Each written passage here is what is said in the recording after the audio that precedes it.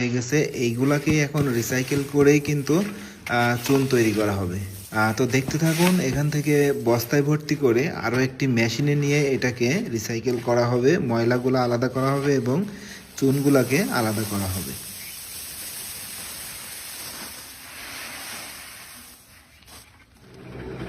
তো এই যে দেখতে পাচ্ছেন আরেকটি মেশিনের ভিতরে কিন্তু এগুলা দিচ্ছে। তো ভিডিওটি শেষ পর্যন্ত দেখতে থাকুন।